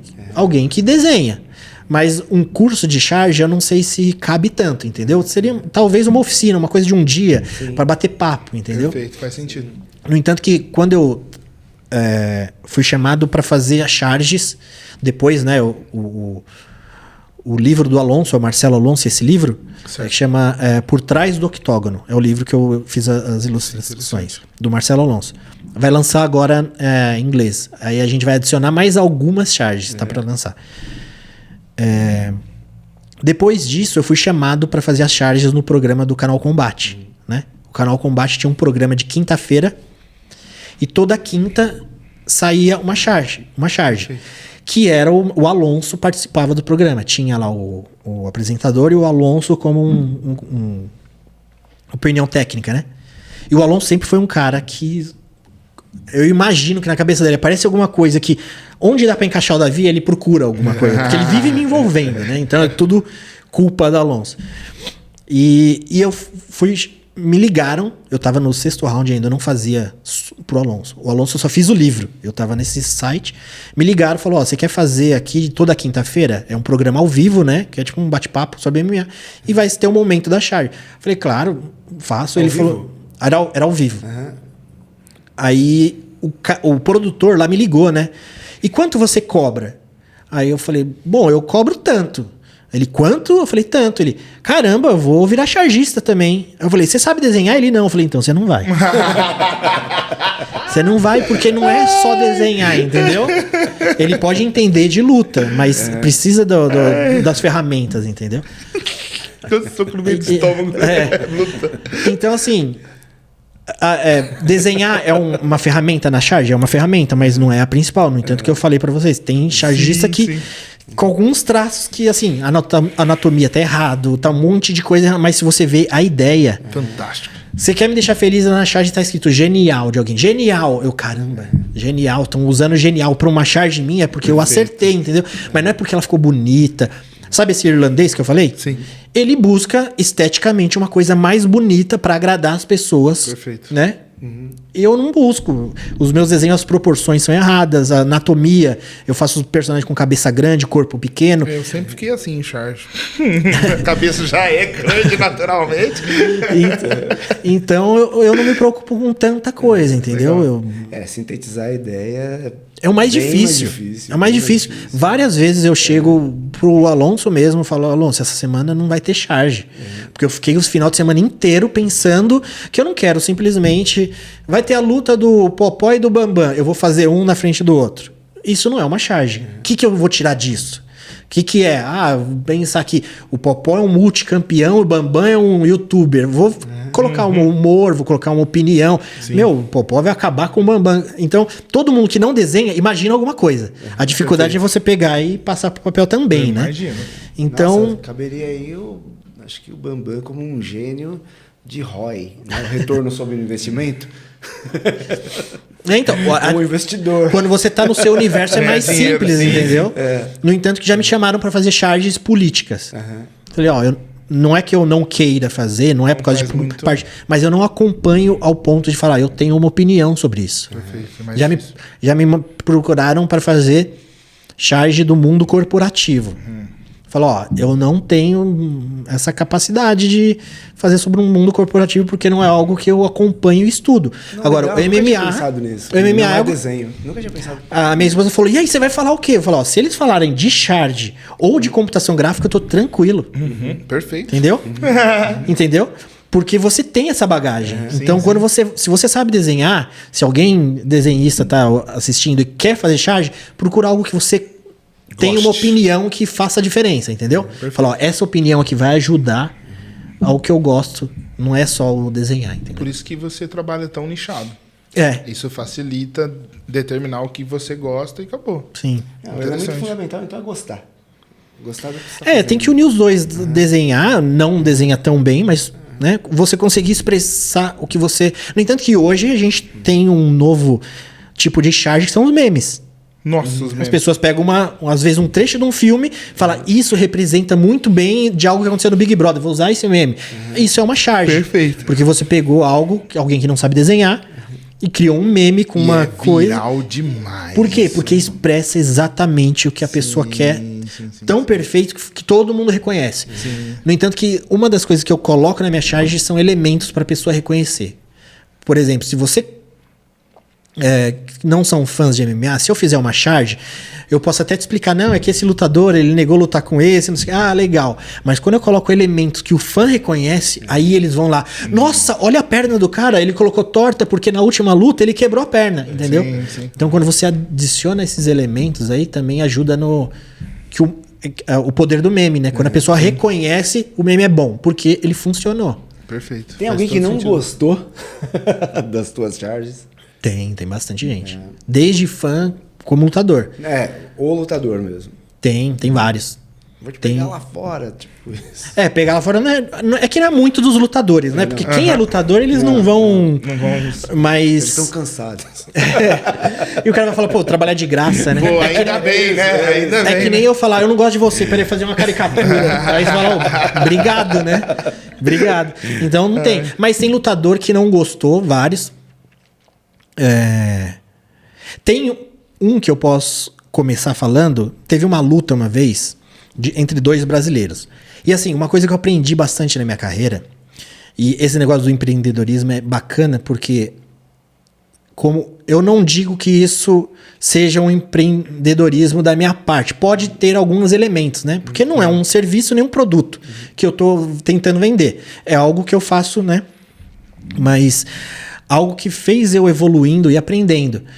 No começo eu tinha uma cabeça, que eu fazia as charges com uma cabeça, e hoje eu faço de outra forma. E quando você passa a ser fã, por exemplo, de MMA, tem uma coisa que... eu acho que tem estágios do fã que o fã vai passando. Perfeito. E quando ele se considera um que a gente chama de fã hardcore, é aquele fã que acompanha tudo. Perfeito. E uma das primeiras fases que eu percebo do fã hardcore de MMA é assim... Eu não posso ser patriota, tipo, de querer só ver o lado dos brasileiros. Você tem que ver o esporte. Independente que se luta um brasileiro e um americano, eu quero que o melhor vença. Então, no começo, se você faz uma coisa pro lado do brasileiro, vão falar, você tá sendo muito brasileirinho aí, tá pagando pau pra brasileiro, né? Mas uma coisa que eu aprendi muito... E entendendo o esporte, você entende o quão difícil é para os atletas, porque é uma profissão. É como se todo mundo estivesse assistindo o meu trabalho que eu faço de segunda a sexta e ficasse julgando. Sim, né? O tempo inteiro. Então, o atleta tá lá exposto e todo mundo fica, ó. Você saiu de academia? Você não deveria. O cara, pô, mas a minha esposa mudou de, sei lá, eu tive que mudar de lugar. Então tem tanta coisa envolvida que você começa a entender a vida do lutador. Que não é fácil. Então eu mudei minha cabeça nesse sentido. E teve uma luta entre dois brasileiros que eles foram lutar no UFC. Dois lutadores que eu gosto bastante. Foi o Thiago Marreta e o Johnny Walker. Dois lutadores, foi meio pesado a categoria. E eles fizeram a luta. Eu tenho dois tipos de charge, ou antes ou depois, né? Antes é uma coisinha que você já faz para apimentar e depois de algo que aconteceu. E eu fiz uma charge dos dois. E a luta, para quem é fã, foi uma das piores lutas que já teve. Feia. Eles não se entregaram. Eles não lutavam, ficavam andando. Luta horrível. Acho que foram 3 rounds, não era a luta principal. Mas a luta inteira, eles soltaram poucos golpes. Entendi. Né? Esse foi a síntese da luta. Luta ruim. Todo mundo vaiando. Todo mundo foi lá e falou, nossa, que pior luta que eu já assisti. Né? Aí eu vou fazer uma charge. Então, como eu poderia fazer uma charge que eu vou falar, pô, os dois tiveram a pior performance da carreira? Aí eu fiquei pensando nos dois. Como que eu posso, né, ilustrar isso de forma que eu sei o quanto é difícil pros caras. Sim. Eles não fizeram uma luta ruim porque eles queriam. Como é que eu critico sem magoar? Eu vou lá e vou fazer uma luta ruim só pra sair com o dinheiro. Eles não fazem isso. Aí que eu fiz? Eu fiz os dois jogando xadrez. Tá? Um aqui, o tabuleiro, e o outro de frente. E um falando, vai, porque eles não soltaram um golpe na luta, sabe? Tipo, se eu soltar golpe, eu vou me expor e aí eu vou levar. Então eu fiz os dois jogando xadrez e um falando, joga você primeiro, o outro, não, joga você. Ah, não, joga você. E eu fiz todos os balãozinhos, joga você, joga você. E eu falei, caramba, eu adorei. Porque eu não faltei com respeito. Porque eles são dois lutadores tão técnicos que eles sabem que se você fizer um movimento errado, o outro vai fazer outro. Então eu vi desse jeito. E pra mim, na minha cabeça, nossa, eu acertei, né? O Marreta, o lutador, foi lá. É esse tipo de brasileiro que a gente não gosta. Que tá falando mal dos brasileiros. Eu falei, pô, mas não era essa a minha ideia, entendeu? Não era. Aí o Alonso, o Marreta... Difícil, né? Difícil. Aí comentou lá, aí o Alonso, aí já era no PVT a charge. O Alonso foi lá e comentou, não, Marreta, não é bem assim. Aí eu falei, eu nem vou responder, né? E vários... seguidores comentaram. Uns apoiando ele e outros falando, não, Marreta, na moral, não ofende, não sei o quê. Mas foi uma das charges que um lutador não gostou que mais me pegou. Porque, assim, a minha ideia não era zoar. É que ele é burro como mesmo, né? o Borrachinha... Fala isso não, cara. O cara é lutador, né? Desculpa aí, Marreta. Não, depois disso ele mandou um áudio pro Alonso. O Alonso me mandou o áudio dele. Eu já tinha feito coisa com o Marreta antes. Eu fiz um pôster pra ele, eu mandei pra academia dele. A gente fez um concurso juntos no Instagram, sabe? Pra ganhar o pôster, enfim. E eu gosto do Marreta, eu gosto dos dois, Johnny Walker e o Marreta. Mas eu tenho que falar disso. E como eu vou marcar uma luta que para o fã foi ruim? Eu achei que eu peguei leve ainda. Então, mas... Não, foi genial. Pro Marreta depois ficou tudo bem, né? Mas essa foi uma que eu falei, pô, eu não tava na intenção. Como outra, o Borrachinha, lutador do UFC, me mandou mensagem porque ele não gostou de uma charge que eu fiz assim... Uma charge, você tem que tomar cuidado também com opinião, né? Então, quando eu tenho uma dificuldade com uma opinião que eu acho que as pessoas possam não entender bem, eu faço ela meio ambígua, com dois sentidos. Então, eu falo, eu vou colocar algo que tenha dois sentidos. Legal. Aí, você fala, não, ó, eu achei legal por causa disso, e o outro vai falar, eu achei legal por causa disso. Legal. Mas teve um incidente que ele teve na época da pandemia, e o UFC... não parou durante a pandemia. Ele fez uns eventos lá, fechado, e então o UFC não parou.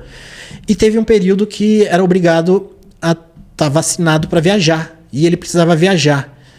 E ele tinha um discurso todo anti-vacina, enfim, no posicionamento dele lá, que eu não sou a favor, né, eu não gosto, mas é coisa pessoal, fora do lutador. Como lutador, eu adoro ver ele lutar. Mas como pessoal, talvez... eu tenho uma diferença. Pega, né? Isso pega. E nesse período ele precisava fazer uma viagem para uma luta e ele precisava do cartão vacinado. E ele não. Eu acho, né? Isso é o que a gente reduz assistindo os acontecimentos. E teve um incidente dele com uma enfermeira que dizem que ele foi tentar pegar o cartão carimbado, a mulher foi segurar ele. E ele deu uma cotovelada. Isso foi o que falado. Deu uma cotovelada. Eu conheço o Borrachinha, assim, de acompanhar a carreira, né? Nunca vi ele pessoalmente. Eu não acho que ele tenha... Nenhum lutador vai dar uma cotovelada numa enfermeira. Não faz sentido, né? Mas as pessoas inventam essas histórias. Talvez ali aconteceu alguma coisa. Enfim. Aí eu fiz uma charge que eu peguei dele e coloquei ele... Eu aproveitei uma charge que eu já tinha feito dele. E eu fiz ele com uma carteirinha de vacinação escrito... Campanha Nacional... qual que era? Campanha Nacional só que eu coloquei vacilação. E ele mandou uma mensagem. Falou, você tomou partido de um lado. Né? Não gostei, que não sei o quê. Aí eu falei pra ele assim, na verdade eu não tomei partido. Eu peguei ele no gato. Quando você coloca uma charge ambígua, você pega uma opinião. Né? Você pode estar pegando opinião que ele vacilou. Mas pode ser, ele tava com comprovante de vacilação de quem? Dele ou da enfermeira? Entendeu? Pode ter sido da enfermeira. Porque claro. Tem dois lados toda a história, né? Tem dois lados. Não sou advogado e eu não tava lá. Pode ser muito bem que a mulher também falou, não vou dar, e fingiu que levou uma cotovelada e ele tava com a razão.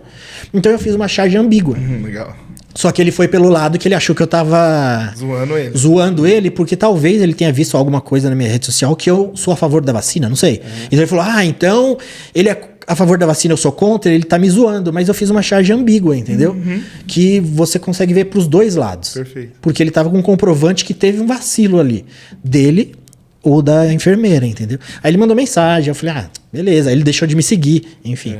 Então, tem vários casozinhos assim, sabe? Sim. Mas legal, você causou uma reação. Oi? Você causou uma reação. E a arte é isso, não é? Oi? No final, a arte não é isso? Então. Despertar algo. Foi... Se eu parar pra pensar, às vezes eu coloco opinião do que algo que eu vejo e acontece. Perfeito. E às vezes tem a minha opinião, né, de algo meu, que eu acho, certo?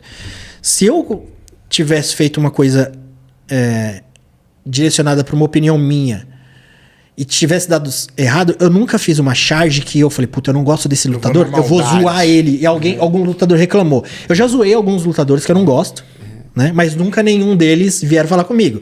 Mas todos que algum lutador veio falar comigo, não era minha intenção. Talvez o Borrachinha, talvez. Mas como eu não sei a realidade... Sim. Aí se ele falar, não, foi a mulher que foi pilando, eu falei, tá vendo aqui, ó, a carteirinha pra ela, né? Mas... Tem um lutador americano que ele é muito... Na verdade, ele lutou 2 vezes. Ele é muito mala. Eu sempre zoo ele. Eu zoo ele. Eu posto uma charge zoando. Mas nada pra ofender, né? Sim. Mas só pra brincar. Então, eu nunca tive retorno negativo de algo que eu fiz.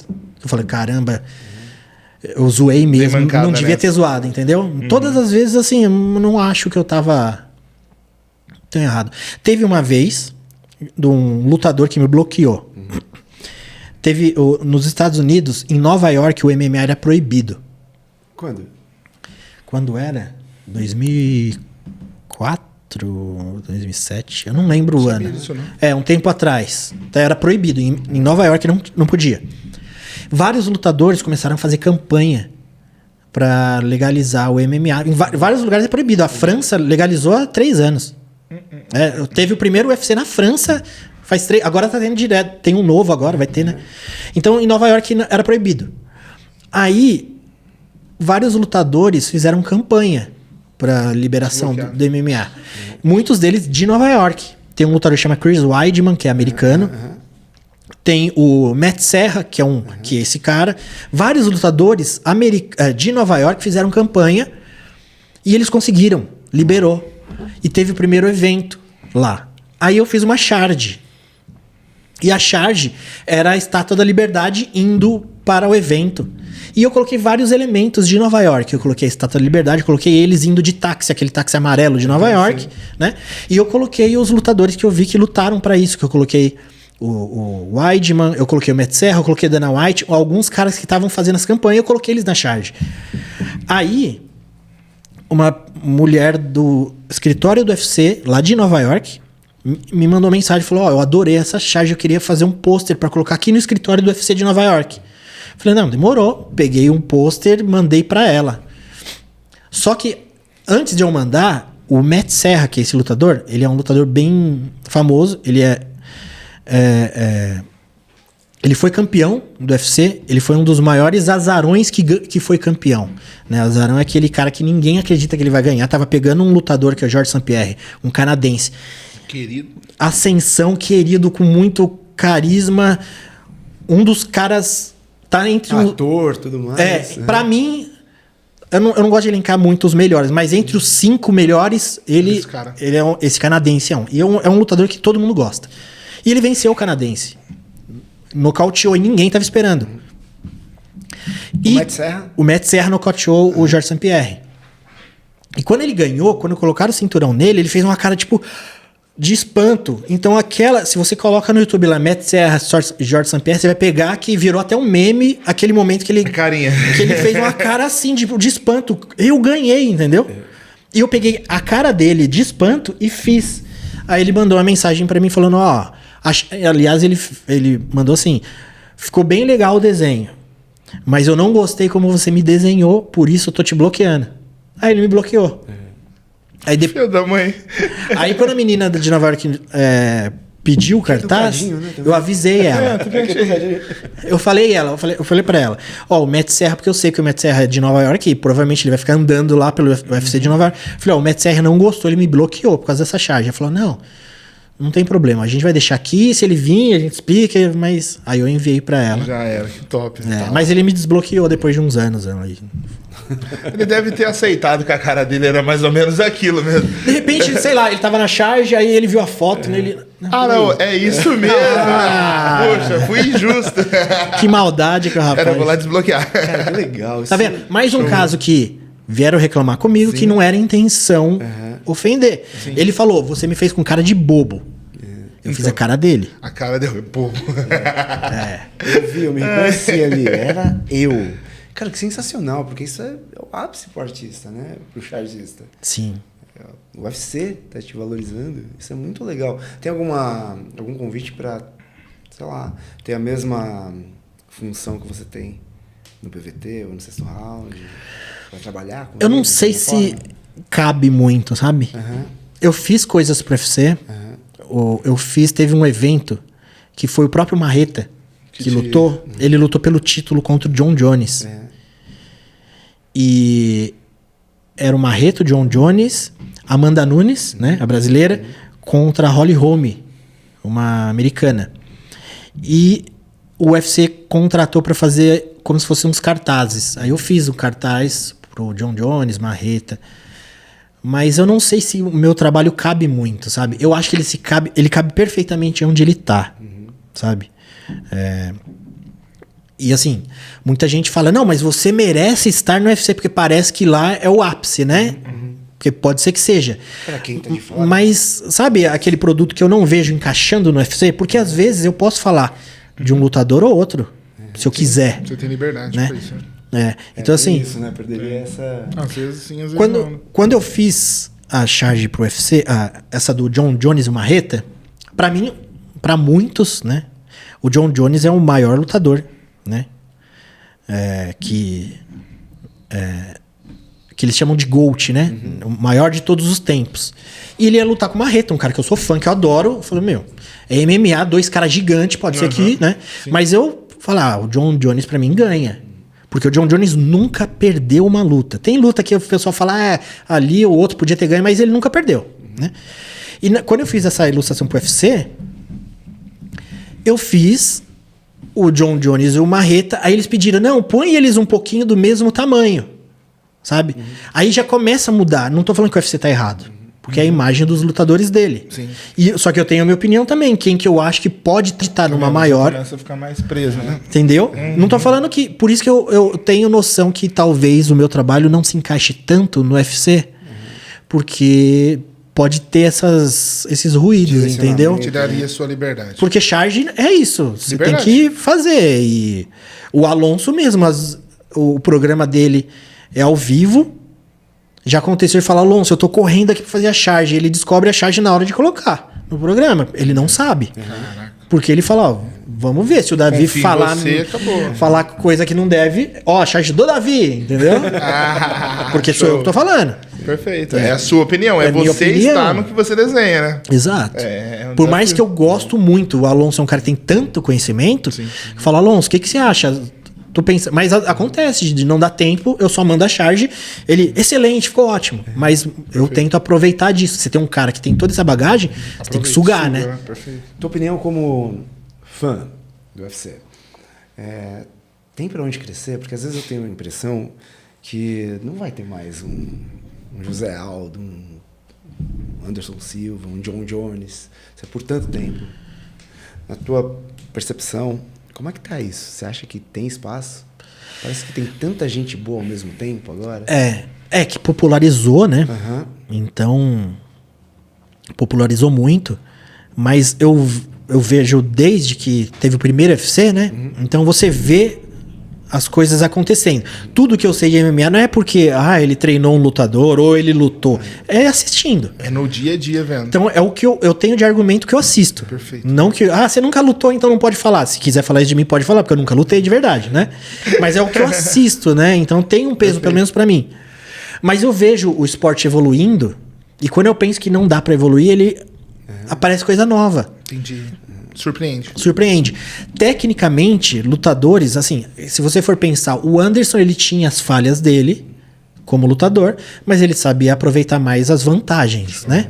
John Jones tem as falhas dele, assim como ele aproveita mais as vantagens. Lutador perfeito, eu acho que não vai ter. Por isso que sempre vai ter lastro para crescimento, entendeu? Que não tem o lutador que fala, esse cara, ele é perfeito em tudo, entendeu? Então, eu acho que tem margem. Por exemplo, lá no começo do MMA, eram uns caras brutamontes, que não tinha antidoping, né? Os caras eram gigantescos. E teve um negócio que começou lá, que eles chamam de ground and pound. Quando você pega um lutador, coloca ele por baixo e bate de cima para baixo. É o ground and pound. O cara tá no chão e você tá batendo. Sim. E começou já no início do UFC. E eu comecei a perceber que pararam de usar isso. Caramba, eu gostava disso do ground and pound. E hoje tem muito menos. Por quê? Porque eles aprenderam como... Se eu tô por baixo, o que eu tenho que fazer pra sair ou pra evitar? Então, o ground and pound, ele não é tão efetivo como no começo, porque ninguém sabia, né? Então, eles usavam... É tão perigoso, né? A pessoa que tá por baixo, ela tem tantas ferramentas pra finalizar. Sim. Não é uma... Então, hoje... Não é desvantagem. Então, para muitos lutadores... Então, depende de quem tá olhando, né? Não, mas assim... Poxa, tem tanta possibilidade, né? E hoje, o próprio jiu-jitsu não tem mais essa vantagem toda, porque, tecnicamente... Tem os caras que já começam, né? Chamando pra guarda, né? Tá chamando pro chão. O Kung Fu não faz parte, né? Do MMA? Do MMA. Não pode. Lutadores de Kung Fu não entram nessa modalidade. Qualquer coisa. Qualquer uma? Qualquer coisa. Então eles não vão. Porque eu não sou um conhecedor assíduo e tudo mais. Tem algum lutador de Kung Fu que participa? É que assim, hoje, se você pega os primeiros UFCs, tinha um negócio assim. É o lutador de sumô versus o lutador de boxe. Tipo isso, Hoje não tem mais isso. No entanto que hoje os lutadores... Pode até ter, mas se pegar um lutador de Kung Fu na síntese ali, certo, ele vai ter a desvantagem, porque o MMA tem muitas outras possibilidades. O cara luta tudo. Luta tudo, por isso que é a dificuldade, né? Por isso que o John Jones, que eu acho que pra mim é o maior de todos, ele é um cara que veio do wrestling, né? Ele é um cara, pra derrubar, ele derruba qualquer um. Ele é muito bom. Só que ele era tão bom nisso que ele começava a se testar nas outras modalidades contra strikers. No entanto, que tem muita luta que falam que ele perdeu, que ele não derrubava os caras. Eu acho que ele tem um drive ele tão nervoso, ele fala, vou ganhar desse cara no que ele é bom. Entendeu? Você pega as lutas, tem uma luta com o Dominic Reyes, que ele lutou... Essa é a coisa mais impressionante do John Jones. É bizarro que os caras fazem isso. Ele lutou com um lutador chamado Dominic Reyes, que ele não derrubou o cara. E ele ficou na mão a luta inteira. Todo mundo fala que o John Jones perdeu nos pontos, foi pros pontos. Sim. Mas os juízes resolveram, falaram que ele venceu. Então ele venceu, certo? Perfeito, certo. Nossa opinião que ele... Né? O juiz falou que ele... O juiz pode errar? Pode, né? Mas ele venceu, ele nunca teve uma derrota. Mas ele foi trocar porrada com um cara que a especialidade era trocar porrada. Entendeu? Se ele leva pro chão, já era. Ele tinha... É a especialidade dele. Ele não usou. Ele tem essa opção. Ele fazer. Ele tem essa opção. Então o John Jones teve um momento na carreira dele que ele só trocava porrada. E saía vencendo todo mundo. No entanto que ele era campeão dos meio pesados, né? 93 quilos. 93, 94. E ele foi por anos. Aí todo mundo fala, John Jones tem que lutar nos pesados, que é até 120. E outros peso pesado é diferente, que é uns caras, né? Onde bate. É mais forte, mas mais lento. Aí o que fez? Tem um francês, que até ficou famoso por causa do MMA. Na França, apareceu alguns franceses. Tem um francês que o cara... Ele é muito bom na trocação. Ele é atlético. Se movimenta... Falam que ele se movimenta igual peso leve. Que um cara desse tamanho se movimenta desse jeito. E o John Jones foi lutar com ele. Só que o John Jones já tá com 37, eu acho. Não é mais o garotão, peso pesado. O que ele fez? Ele falou, eu não vou trocar. ganha do cara em segundos. Caramba. Derrubou, foi lá e finalizou, ganhou. Hoje ele é campeão dos pesos pesados. Uau. Por quê? Porque ele tem a ferramenta, entendeu? Eu acho Aí que ele usou. Aí ele falou, não, acho que eu não vou, né? Acho que eu não vou. Eu vou entrar nisso aí. Ele tá tempo certo. que eu não faço a minha especialidade, vou fazer hoje. Eu tô com uma saudade. lembro. Que legal. Então tem muito. Você perguntou da evolução, outro né? universo, Tem muito lastro, né? Hoje tem uma coisa que estão usando bastante, e eu acho legal porque tá virando uma especialidade dos brasileiros. O brasileiro tem várias. O brasileiro é uma referência no MMA, né? Assim como americano, canadense, russo, brasileiro, né? Também é. Então, só que agora estão popularizando um chute baixo na perna. Tem um o chute do Poitin, mas começaram a perceber que esse chute também é uma ferramenta e tá tendo muita luta que está sendo finalizada por causa dos chutes. Só que os brasileiros, a maioria dos brasileiros são bons nesse chute. Eu acho quase também da gente do futebol, sabe?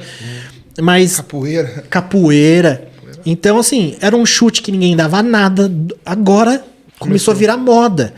E pode ser que daqui a pouco pare, porque o Poitin ele é muito bom em defender esse chute. No entanto, que ele tem um negócio que é bizarro. Ele defende dando letra, sabe? O cara chute, ele defende com a sola do pé ao contrário. Pois. Então, assim, daqui a pouco todo mundo vai aprender a defender, vai vir outro golpe, entendeu? Então, eu... Vai evoluindo. Você perguntou, eu acho que tem espaço. Tem espaço. Show. Perfeito. Né? Cara, obrigado. Maravilhoso saber a tua história, ver pra onde tá indo, a charge. Valeu. Saber dessa tua vida como um baita fã. Pra mim foi muita novidade, eu não conheço praticamente nada, mas achei incrível, eu vou começar a acompanhar mais por conta disso. Daqui a pouco vocês estão viciados. O Daniel já gosta, né? O Daniel já gosta. Você tá viciado. Eu já tô curioso pra ver todas as lutas que você falou, ver esses personagens, eu acho legal pra caramba. Legal. E transformar isso, tua paixão em o que era pra ser um hobby, virou um trabalho. Que gostoso, mano. Eu ainda não acho que é trabalho. Eu não transforma faço, em trabalho, deixa ele se divertir, moço. Deixa ele se divertir. Deixa uma mensagem para quem se interessa por isso, que quer começar a fazer charge. Acompanhar. Charge. Por onde a pessoa deveria começar? Porque você mostrou, né, que não é desenho, não se resume a desenho. Pessoa que acha, eu acho lindo, acho muito interessante. A gente perde um tempo ali analisando cada detalhe, cada traço. Mas para quem quer começar? Eu acho que não só a charge, assim, mas a gente falou tanto de empreender e fazer algo que você gosta, né? Juntar essas coisas. E ainda mais é um esporte que está crescendo, né? Então ele tem várias coisas para evoluir, tem muitas discussões, tem esportes que já são aquilo e passa daqui para frente, né? Perfeito. Mas o MMA tem muita coisa para crescer. Então, eu era um cara que desenhava e falava, eu vou tentar usar o que eu sei pro MMA. E se você não precisa ser desenhista, você pode, sei lá, pode ser ter uma outra função, falar se você é fã, né? Se você já é fã de MMA, tenta colocar o que você faz de bom para melhorar o esporte. Porque, querendo ou não, o Alonso é o maior exemplo. Ele nunca fez para ganhar dinheiro. Porque ele fazia quando não dava dinheiro e ele estava lá, fazendo pelo esporte. Então, o interessante é você fazer, independente que seja, desenhar, ou escrever, ou filmar, ou treinar, fazer pela evolução do esporte. Acho que esse é mais bacana, sabe? Porque ele ainda vai crescer muito, sabe? E ele já é um mercado bilionário. Já é gigante. Ainda tem muito ainda para crescer. Sensacional. E é assim que a gente finaliza mais esse episódio. A gente espera que você tenha aproveitado quanto a gente aproveitou, né? Pra caramba. Gratidão, Davi. Obrigado. E se você gostou, considere se inscrever nesse canal, deixar sua opinião. O que você achou sobre a história do Davi. E a gente se vê no próximo episódio. Tchau.